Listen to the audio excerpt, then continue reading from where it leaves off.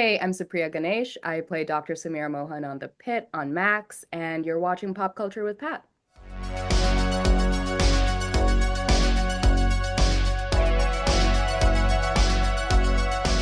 Hey guys, welcome back to Pop Culture with Pat. So excited to be joined by today's guests. Today I'm talking to Supriya, who plays Dr. Mohan in The Pit. Supriya, thank you so much for your time today. Of course, I'm so happy to be here and yeah, answer everyone's questions. I know it's a show that so happy people are loving. So yeah, I'm happy to be here. Oh yeah, no, that definitely it's pretty popular with fans. I mean, we already got season two, which was very exciting to see. It's not something we have to wait till the first season's done, wait a couple weeks or a couple months to find out. So that's exciting to see that you guys will be back, and congratulations to you and the rest of the cast for getting that early announcement as well. Thank you so much. Yeah, I think our show's really tapped into the fact that people just really want to watch TV again. I Yep. think, this idea that you have to wait years and years and years between seasons makes TV shows lose fans and it can be really disheartening for fans, right? I mean, I know I've watched some TV shows where the wait in between seasons has just felt so awful to endure. And sometimes it's been worth it. Sometimes I've forgotten the show even exists. So Yep. it's really great that I think Max and our team as a whole are sort of realizing, no, let's try and get back to that TV schedule where we can keep fans engaged, keep them hungry for more and like give them what they want essentially. Yeah, no, I mean that makes sense, and yeah, I love that hearing that as a fan too, just not having to wait as long. It's not like you said, sometimes it can be worth it, but it's still, just like that wait. You're like, I want to, especially if you're so invested in the show, you just want to, have more of those episodes. But just to kind of start things off as far as like for the show. So I heard that the scripts for this thing were pretty intense compared to other projects that other people have maybe worked on just because of all the medical jargon that was in there, the quick back and forth with the dialogue. So what was kind of your reaction getting those for the first time and breaking them down as an actor? Yeah, I think it's a little interesting for me because I come from a unique perspective. I am an actor, but I also was pre-med in college. I almost went to medical school or like decided to apply to medical school the year that I got the Pitt.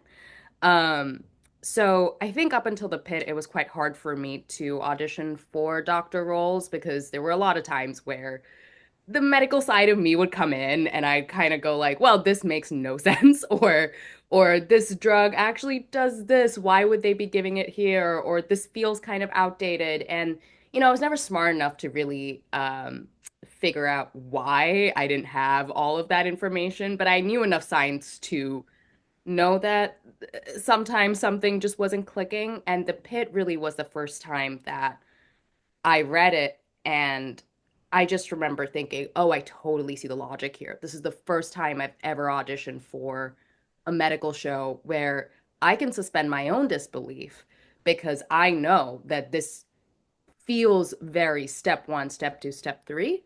Um, so I think for me, it was a unique perspective because I remember reading the scripts and a lot of other actors were auditioning at the same time as I was. And, you have friends that you talk to about your auditions who probably are going in for the same role as you. And I just remember some of them just said, oh my God, like this is so overwhelming. I don't know how to Yeah. do this. I just remember thinking, oh no, this is my shit. Am I allowed to swear? Oh yeah, yeah, you're good. I was like, this is my shit. I feel so made for this because I really get what it is they're trying to do because I haven't seen a medical show that feels like this, and I haven't auditioned for a medical show that feels like this. So from the Yeah. get-go, it was like love at first sight. So it was a little, seems like it came a little bit easier to you where you kind of came from that background. Because yeah, because like you said, like some of your friends saying that the just coming in and maybe seeing some of the words in there that they're not familiar with, like I have no idea what some of this stuff means. Myself, I can see that being very intimidating. Yeah, I mean, I don't want to make it seem like I am a doctor because I'm not. There's still definitely a learning curve. Yeah. But there was some familiarity with it that was absolutely helpful. I like calling myself a little bit of a Google condenser. If there's something I'm not able to understand, or even if my castmates, they're kind of like, this makes no sense. I'm able to go like, okay, let me Google it, and it's probably just going to take me a little less time to condense everything that I'm seeing there, Yeah. just because of my background. So yeah, that's absolutely been very helpful. So now, when you first found out that you got cast as this role, playing this character, what kind of information did you get initially? But then also, what did you want to bring to the character that maybe wasn't in the scripts to kind of make the character your own as well? So when I first when I first got the breakdown for her when I was auditioning, I did find out that she was slow, right? She was slow and she's a little bit of a workaholic, which I absolutely relate to the workaholic part. The slow thing was very interesting for me because at least when we first got the script, and I got the first three episodes when I auditioned, um, it was a little unclear how exactly I was going to bring that in. And I think it was very easy to make the choice of, oh, she just talks really slow, Yeah. right? She just talks really slow, and that is the choice I'm going to make. And I think maybe a lot of actors did perhaps make that choice when they first went in. The choice I made was, well, I don't think she talks slow. I don't think she moves slow. I think the slowness is from her spending time with her patients. Yeah. And I think it is because she's really thorough because she doesn't want to make a mistake. And there was some hint of that towards episode three, where I have that conversation with Robbie, where they did have that scene with me and him. But the big decision I made was she is not slow in the way she moves or talks or any physical things like that. I wanted to make it a very intellectual slow where she wants to make sure she covers all of her bases, and it even results in some hesitation. I think we saw some of that during the seizure case in episode 9, I want to say, where Santos is able to make this really quick call, and I kind of hesitate, and I say, okay, let's just wait for the lapse, just wait until we have the data. And I think that was one of the things where there was a little bit of melding um, with my ideas of what the slowness was and what the writer's ideas of what the slowness was. Yeah. Yeah, no, and I can actually, Dr. Mohan was one of the characters that I personally connected with the most just because I come from a completely different background, as no medical history or anything like that, but worked in retail for a while and just having interactions with customers one on one. Just wanted to make sure that they had the best experience possible. And sometimes maybe that I wasn't necessarily the fastest, but, and then also necessarily maybe not might not get that sale in the moment, but giving them a good experience so they come back in the future, suggest friends and family to come back. So she was a character that I really connected with, where she took time, spent time with her patients. So that was an element, yeah, that I was really invested with that character, and I can totally understand, where she's coming from, even though I don't have that medical background, not wanting to, make a mistake just because the stakes are so high in the show. Yeah, totally. I think she's a character that as an audience, it's very easy to empathize with because you want to see that doctor when you go Yeah, to the ER or the hospital, you know? I think she's someone that everyone when you're watching, you hope you meet that doctor that is able to figure out what rare medical disease you have or takes your problem seriously and is really an advocate for you. And so I absolutely love her for that. I will say another thing I love about the show is that it also presents the flip side to that, yeah, which is that it's hard for the rest of the staff to work with that, because if everyone's meeting this patient quota an hour, it's hard when she maybe doesn't hit that mark as well as everyone else, and everyone else has to pick up the slack. So I think it's complicated, and I am glad that the show presents it as this complex thing. And ultimately, it's sort of a question of, is she wrong or is the medical industrial complex wrong? yeah, Um, it's very interesting how the reason why you want a doctor to meet a quota of a certain patients an hour is so that it's for insurance, right? You want to be able to make that money every hour by meeting a certain patient amount. So it yeah. is it's interesting how it is presented. Yeah, I don't want to nerd out too much too much No, about it. It you're is.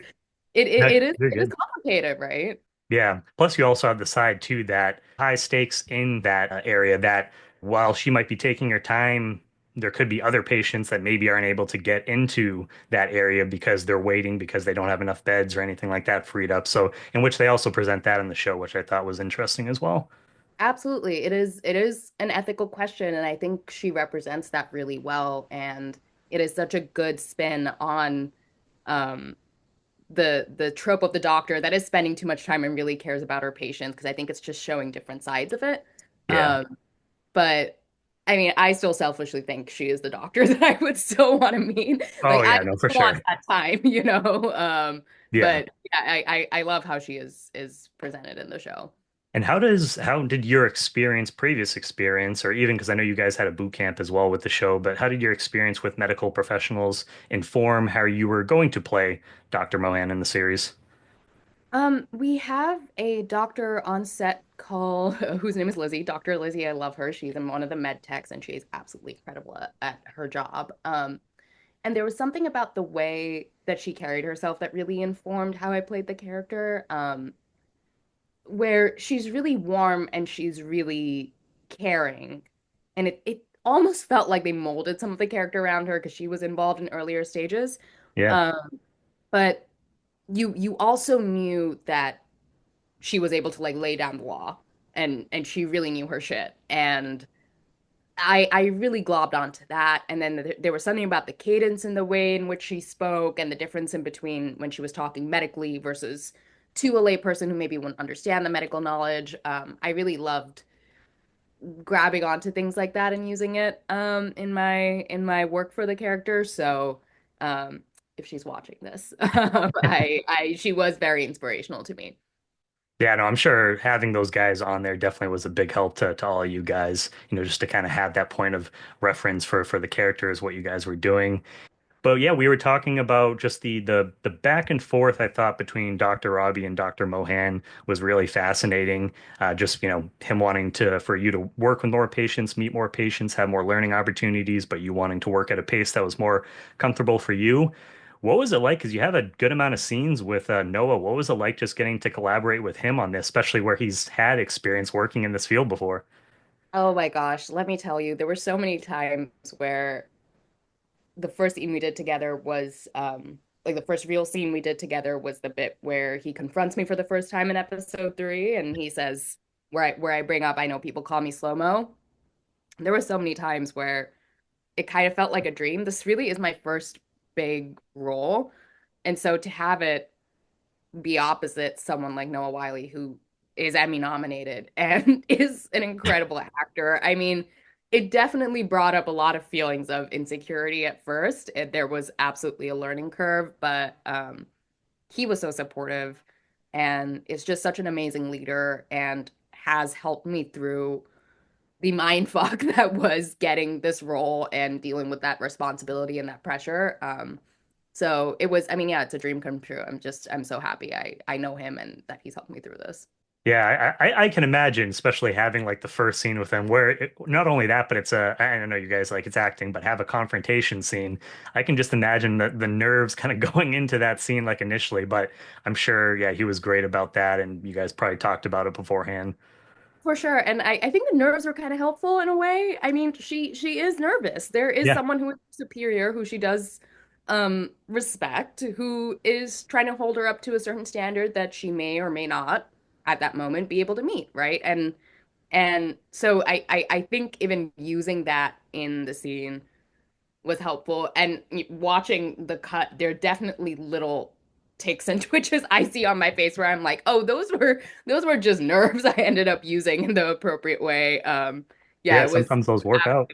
yeah, sometimes it works out. Yeah, it was very scary in the moment, but Well, hey, um you couldn't tell it at least as like an audience member. It didn't come across like that. And like if there were any of those like lipsticks, I think that just added to the scene. So yeah, the back and forth, like I said, between you guys, I thought was really fascinating just in the 10 episodes that we've gotten so far. thank you so much. And a little teaser for tonight, 11. I don't know when this is gonna come out, but a little teaser for tonight is there's a little more of a confrontation. Oh, So all yeah, right. I'm excited how that plays out. I mean, I haven't seen it, so I don't know.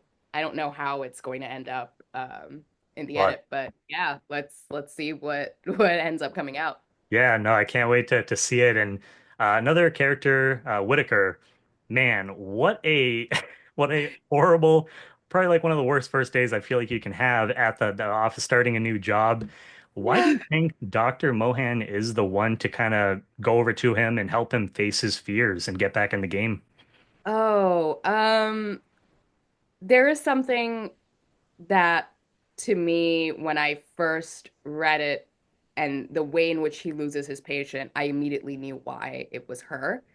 Um, I'm not gonna say why because Okay, it's a little it, tease. well, I don't know if they're gonna address it this season. I don't think they do.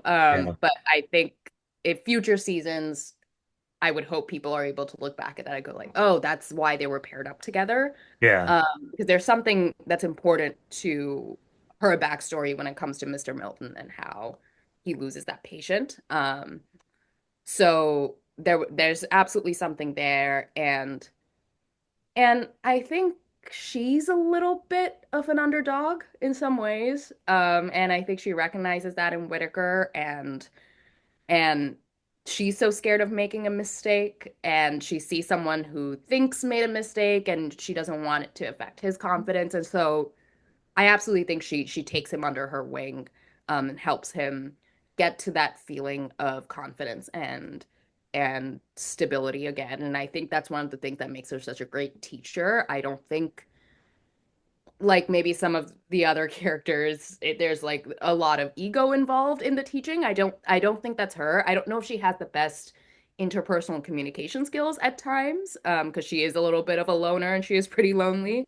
um so she probably isn't the best at making friends, but I do think she cares a lot about her job, and she cares a lot about being a good teacher. And I think she cares a lot about making sure everyone under her is feeling solid and feeling like they are on solid ground.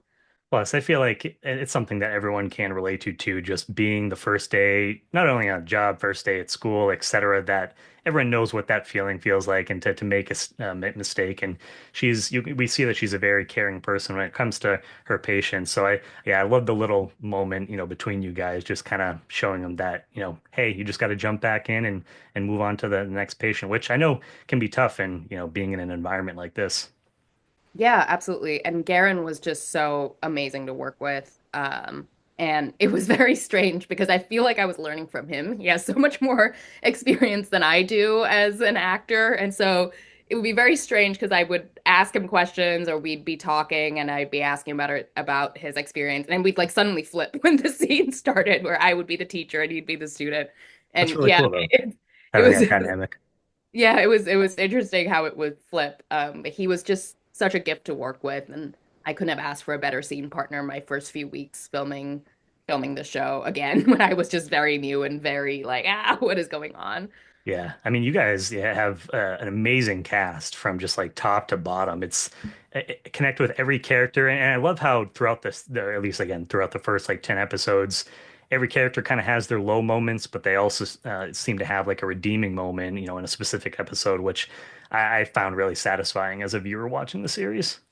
Yeah, I think Scott, who's our showrunner and oversees a lot of the writing, really really cares about these characters. We had a conversation recently where he called them his babies, his children, and he was like, "Hey, I created 10 children." I mean, he kind of did, and he really cares to make sure that their stories are really being well represented, and people are able to relate to them or not relate to them. And if there's characters that people hate or love or what have you, he wants to make sure that there is that relationship being developed between each character and the viewer.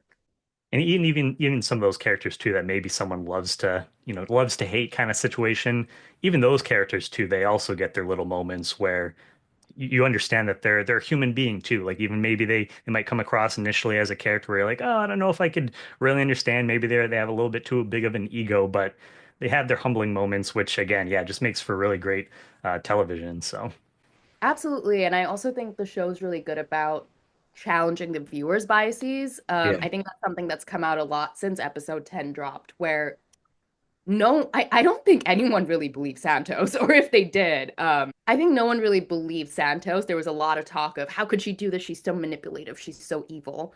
And I think she was one of those characters that a lot of people really globbed onto as, oh, that's the villain of the series, right? Yeah. And then episode 10 drops, and you realize she's been right this whole time. And I think what's been really lovely is seeing some of the reactions and people going, wait, was I was I being sexist? Was I Yeah. being racist? Like, did I just project all this shit onto her that maybe was a little too unfair? And I just think that reaction been so has been so heartening to watch because it's a marker of a very intelligent audience. I think Issa said something like that on her story recently about it.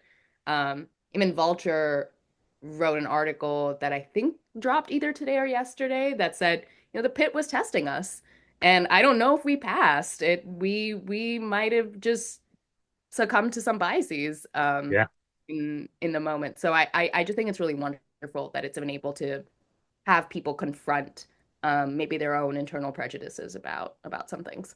I'm really curious to see. I don't know if we're going to get to see that kind of play out in the next handful of episodes, the kind of like the reaction, the aftermath of that whole situation, because you you kind of forget watching it as an audience member for a second, but this all takes place in one day, so you might not find out that someone got let go at a job that same day. So even if it doesn't play out in the rest of this first season, season two, definitely something that I'd be curious to kind of see the aftermath and how that affects some of the other characters as well. Absolutely. Yeah. I don't want to spoil anything.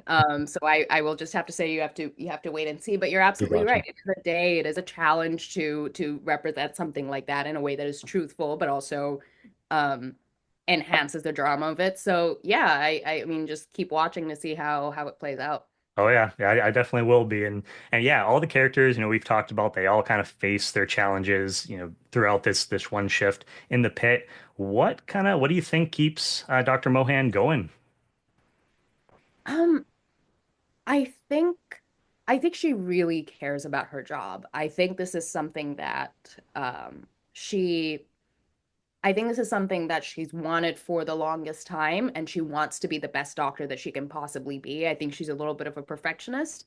Um, and so that's why she's the person that's working overtime, working more than she needs to.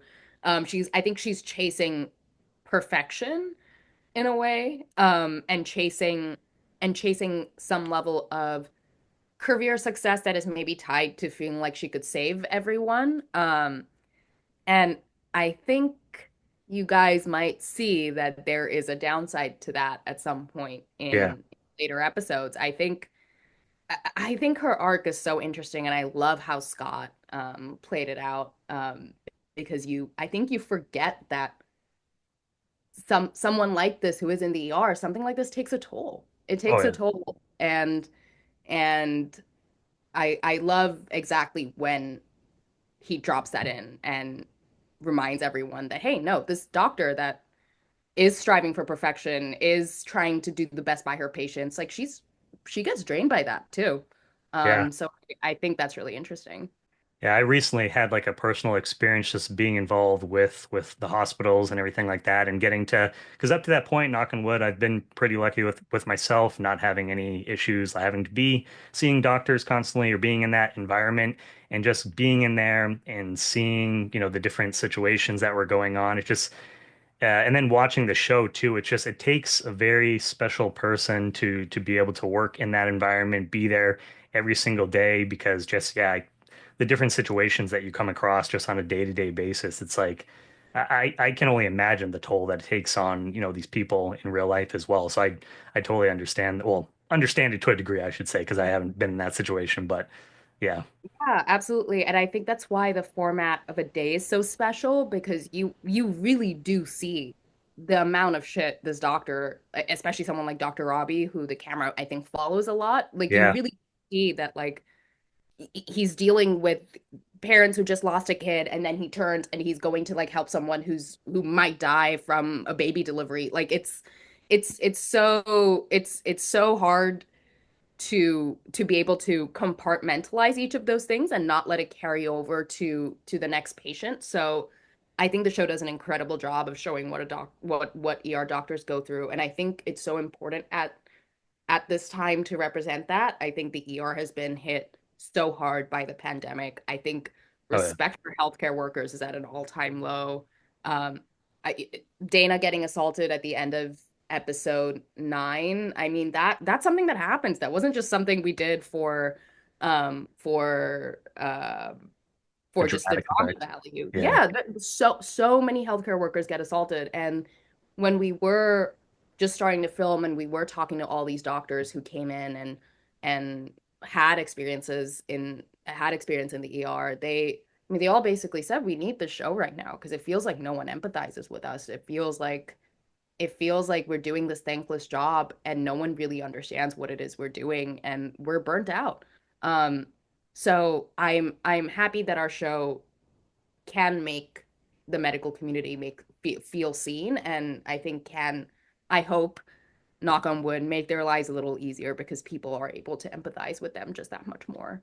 Yeah, I mean, and that must mean the world to all of you guys too, hearing from the medical community, knowing that they feel seen by the show, by this work that you guys have put in, and then just also audio, different audience members, obviously they're connecting with the show as well. So I'm sure, yeah, that just mean the world to you guys to know that you've brought these characters to like that, even though they're not necessarily representing like it's not based off a true story, but this is stuff that actually happens in hospitals, every single day. So I'm sure that must just be so fulfilling for you guys. Yeah, I mean, I'm over the moon about it. I was I remember while I was filming, I kept thinking, am I being nuts? Like I feel like this is the most realistic medical show I've ever seen. Not that I'd seen it at that point. Yeah. But you can't really tell until it comes out and what the reaction is going to be. And the fact that people are calling it 100% accurate, the most accurate medical drama they've ever seen. I'm just over the moon by it, because we put so much effort and love and labor into the accuracy of the show, and it is essentially a love letter to first responders. So the fact Yeah. that they're responding to that and they feel seen, I'm so happy about it.